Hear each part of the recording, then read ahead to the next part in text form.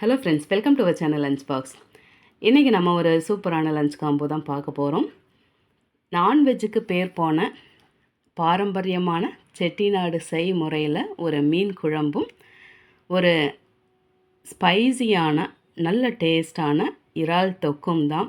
இந்த ரெண்டு ரெசிபியும் பார்க்குறதுக்கு முன்னாடி நம்ம சேனலுக்கு ஃபஸ்ட் டைம் வர்றவங்க சேனலை சப்ஸ்கிரைப் பண்ணிக்கோங்க. அப்படியே பக்கத்தில் பெல் ஐக்கான் அழுத்தி அதில் ஆளையும் டிக் பண்ணிவிடுங்க. சரி, வாங்க நம்ம வீடியோக்கு போகலாம்.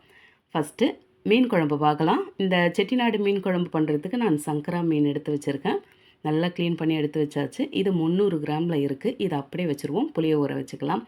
ஒரு பெரிய லெமன் அளவுக்கு புளி எடுத்துட்டு இதை திக்காக கரைச்சி எடுத்து இந்த மாதிரி தனியாக வச்சுருவோம். இப்போ இது தனியாக இருக்கட்டும். இந்த பக்கம் மசாலா வறுத்து அரைச்சி எடுத்துக்கலாம். ஒரு பேனை சூடு பண்ணியாச்சு. 2 ஸ்பூன் எண்ணெய் விட்டாச்சு. இப்போ இதில் 1/4 ஸ்பூன் சோம்பு, 1/2 ஸ்பூன் மிளகு, 1 ஸ்பூன் சீரகம், 2 ஸ்பூன் தனியா, 5 காஞ்ச மிளகாய் சேர்த்து எல்லாத்தையும் நல்ல வாசனை வர்ற அளவுக்கு வதக்கி விட்டுக்கலாம். ஓரளவுக்கு வறுபட்டதும் ஒரு முழு பூண்டு தோல் உரித்து சேர்த்துட்டு 1/2 கப்பு சின்ன வெங்காயம் சேர்த்து இதையும் லேசாக வதக்கி விட்டுருவோம். ஒரு கொத்து கருவேப்பிலையும் சேர்த்து 1 கப்பு தக்காளி பெருசு பெருசாக கட் பண்ணி சேர்த்து அதையும் அப்படியே கலந்துக்கலாம். இப்போ லாஸ்ட்டாக 1/2 கப்பு துருவின தேங்காவை சேர்த்து அதையும் நல்லா கலந்துட்டு இப்போ இதை இறக்கி வச்சு ஓரளவுக்கு ஆறின பிறகு நம்ம நைஸாக அரைச்சி எடுத்துருவோம். மிக்ஸி ஜாரில் சேர்த்துட்டு தண்ணியெல்லாம் சேர்க்க வேண்டாம். நல்லா நைஸாக அரைச்சி எடுத்துக்கலாம். அரைச்சி எடுத்தாச்சு. இந்தளவுக்கு நைஸாக இருக்குது. இப்போ இதை நாம் ஒரு பவுலில் கரைச்சி வச்ச புளி தண்ணியும் நம்ம அரைச்சி வச்சுருக்க அந்த மசாலாவையும் சேர்த்து மிக்ஸி ஜார் அலசி எடுத்து தேவையான அளவுக்கு தண்ணியை சேர்த்துட்டு இதை அப்படியே கலந்து கரைச்சி ரெடியாக வச்சுருவோம்.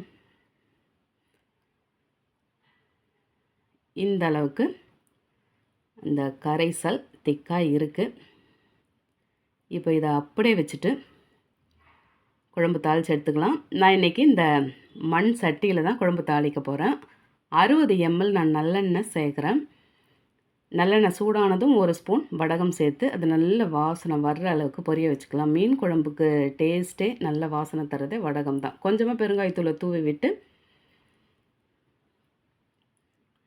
இப்போ இதில் 7 பல் பூண்டு அப்படியே தோலோடு இருந்தாலும் சரி அப்படியே தட்டி சேர்த்துட்டு ஒரு 7 சின்ன வெங்காயத்தை தட்டி சேர்த்து அதையும் அப்படியே நல்ல வாசனை வர்ற அளவுக்கு சாஃப்டாக வதக்கி விட்டுக்கலாம். இதெல்லாம் வதங்கின பிறகு 1/2 கப்பு சின்ன வெங்காயம் 2 கட் பண்ணி சேர்த்துட்டு 12 பல் பூண்டு மெலிசாக கட் பண்ணி சேர்த்து 3 பச்சை மிளகாய் கருவேப்பிலை கொஞ்சமாக சேர்த்துட்டு எல்லாத்தையும் அப்படியே கலந்து சாஃப்டாக வதக்கி விட்டுருவோம். மண் சட்டியில் பண்ணுற மீன் குழம்பே ஒரு தனி டேஸ்ட்டு தான். இப்போ 2 மீடியம் சைஸ் தக்காளி பெருசு பெருசாக கட் பண்ணி சேர்த்து அதையும் கலந்து வதக்கி விட்டுருவோம். இப்போ நம்ம மசாலா தூளெல்லாம் சேர்த்துக்கலாம்.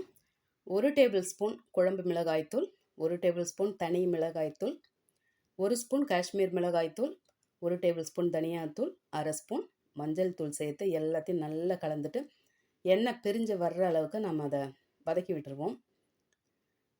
மீன் குழம்புன்னு சொல்லும்போது கொஞ்சம் காரம் தூக்கலாக இருந்தால் தான் நல்லாயிருக்கும். இப்போ பாருங்கள், நல்லா வதங்கி எண்ணெய் பிரிஞ்சு வருது. இப்போ நம்ம கரைச்சி வச்சுருக்க அந்த கரைசலை சேர்த்துட்டு உப்பு தேவையான அளவுக்கு சேர்த்து எல்லாத்தையும் நல்லா கலந்து விட்டுக்கலாம். இந்த குழம்பு எந்த கன்சிஸ்டன்சியில் வேணுமோ அதுக்கேற்ற மாதிரி நீங்கள் தண்ணியை அட்ஜஸ்ட் பண்ணி சேர்த்துக்கோங்க. எல்லாத்தையும் நல்லா கலந்து விட்டாச்சு.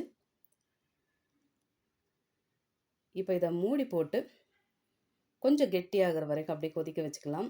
இது பாருங்கள், கொதித்து அளவு கொஞ்சம் குறைஞ்சி தான் வந்திருக்கு. இப்போ கொஞ்சமாக கருவேப்பிலை கட் பண்ணி வச்சுருக்க கொத்தமல்லியை சேர்த்து நல்லா கலந்து விட்டுக்கலாம். ஏன்னா இதில் மீன் சேர்த்து வெந்த பிறகு நம்ம கலந்து விட முடியாது. அதனால் இப்போவே கருவேப்பிலை கொத்தமல்லி சேர்த்தாச்சு.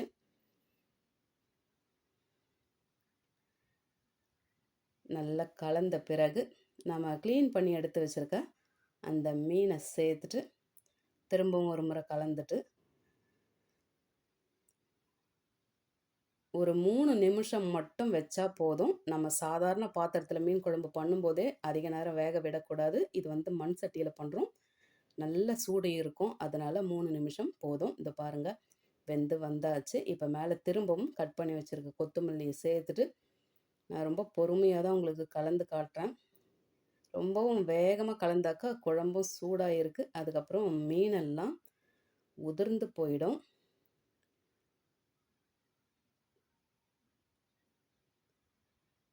மீன் இப்படி தான் இருக்குது. குழம்பு இந்த பதத்தில் இருக்குது.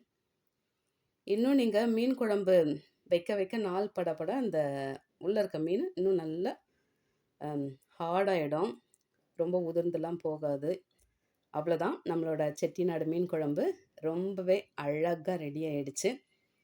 இப்போ நான் ஸ்டவ் ஆஃப் பண்ணி தான் வச்சுருக்கேன். இதை பாருங்கள், ஸ்டவ் ஆஃபில் தான் இருக்குது. இருந்தாலும் குழம்பு பாட்டுக்கு கொதிச்சுக்கிட்டே இருக்குது. அதுதான் நம்ம சட்டியில் மீன் குழம்பு பண்ணுறதோட ஸ்பெஷலே.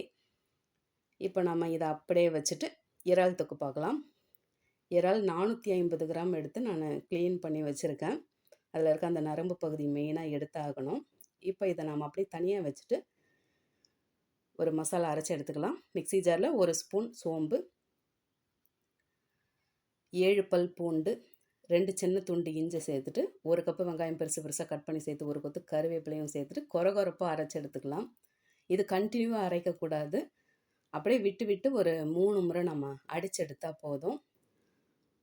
உங்கள்கிட்ட வெஜிடபிள் சாப்பர் இருந்தாலும் அதுலேயும் இந்த மாதிரி சாப் பண்ணி எடுத்துக்கலாம். இப்போ அதை தனியாக வச்சாச்சு. 1 கப்பு தக்காளியை கட் பண்ணி சேர்த்து அதையும் இதே மாதிரி கொரகொரப்பாக அரைச்சி எடுத்து இதையும் அப்படியே தனியாக வச்சுக்கலாம். வெங்காயம் தக்காளி ஒன்றா நம்ம அடித்து வதக்கி எடுக்கக்கூடாது, அது டேஸ்ட் மாறிடும். இப்போ இந்த பக்கம் ஒரு பாத்திரம் சூடு பண்ணிவிட்டு அதில் 4 டேபிள் ஸ்பூன் போல் எண்ணெய் விட்டு எண்ணெய் சூடான பிறகு 1 ஸ்பூன் சோம்பு சேர்த்து நல்லா பொரிய வச்சுக்கலாம். சோம்பு பொரிஞ்ச பிறகு நம்ம அரைச்செடுத்த அந்த வெங்காய மசாலாவை ஃபஸ்ட்டு சேர்த்து அது நல்லா அளவு கொஞ்சம் சுருங்கி வரட்டும். நல்லா சாஃப்டாக வதங்கி வந்தாச்சு, கலரும் மாறி இருக்குது. இப்போ நம்ம தக்காளி பேஸ்ட்டை சேர்த்து அதையும் அப்படியே நல்லா கலந்து விட்டுக்கலாம். இந்த மாதிரி தனித்தனியாக நம்ம வதக்கி எடுக்கும்போது அதனோட டேஸ்ட்டு ரொம்பவே சூப்பராக இருக்கும்.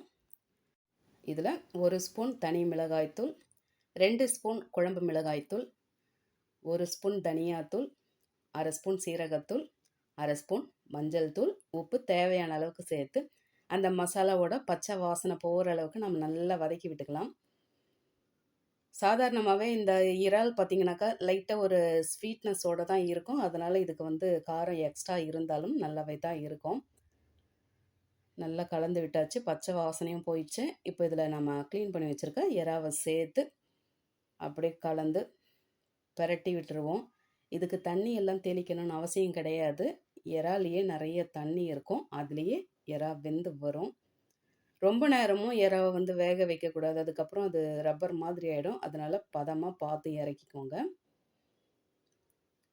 நல்லா கலந்து விட்டாச்சு. இப்போ இதை மூடி போட்டு அப்படியே வேக வச்சுக்கலாம். இது பாருங்கள், நல்லா வெந்து எண்ணெய் பிரிஞ்சு நல்லாவே வதங்கி வந்திருக்கு. பார்க்கவே கலக்கலாக இருக்குது. இப்போ கருவேப்பிலையும் கட் பண்ணி வச்சுருக்க கொத்தமல்லியும் சேர்த்து கலந்து இறக்குனாக்கா நம்ம எல்லாரோட ஃபேவரட் இறால் தொக்கு அழகாக ரெடி ஆகிடுச்சு. இந்த இறால் தொக்கு பண்ணிவிட்டு அந்த மசாலாலாம் எடுத்த பிறகு கடைசியாக இந்த கடாயில் சுட சுட ஒரு 2 கரண்டி சாதம் போட்டு அதை பிரட்டி சாப்பிடும்போது கிடைக்கிற ஒரு சந்தோஷம் இருக்க பாருங்கள், அது சொல்லவே முடியாது. நீங்களும் இந்த தொக்கு செய்துட்டு தொக்கை எடுத்து ஒரு கிண்ணத்துக்கு மாற்றிட்டு அதுக்கப்புறமா அதில் சாதம் போட்டு பிரட்டி சாப்பிட்டு பாருங்கள். ஏற்கனவே நீங்கள் சாப்பிட்ருப்பீங்க, இருந்தாலும் இந்த தொக்கில் போட்டு பிசைஞ்சு சாப்பிட்டு பார்த்துட்டு சொல்லுங்கள். மீன் குழம்பு பாருங்கள், பார்க்கவே அவ்வளோ பிரமாதமாக இருக்குது. இந்த மீன் குழம்பு களி கூட வச்சு சாப்பிடும்போது ரொம்பவே சூப்பராக இருக்கும். மீன் குழம்பு அன்னைக்கே சாப்பிட்றத விட அடுத்த நாள் சாப்பிட்டாக்கா அதனோட டேஸ்ட்டே டபுள் ஆகும். நல்லா அந்த மீனெல்லாம் ஊறி அந்த குழம்புக்கே ஒரு தனி டேஸ்ட்டு கிடைக்கும்.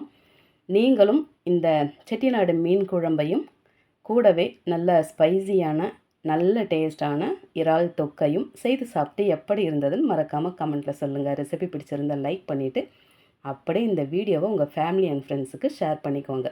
அதே மாதிரி இந்த வீடியோவில் இருக்க குறை நிறைகளை தவறாமல் நீங்கள் கமெண்ட்டில் சொல்லணும்னு கேட்டுக்கிறேன். தேங்க்ஸ் ஃபார் வாட்சிங்.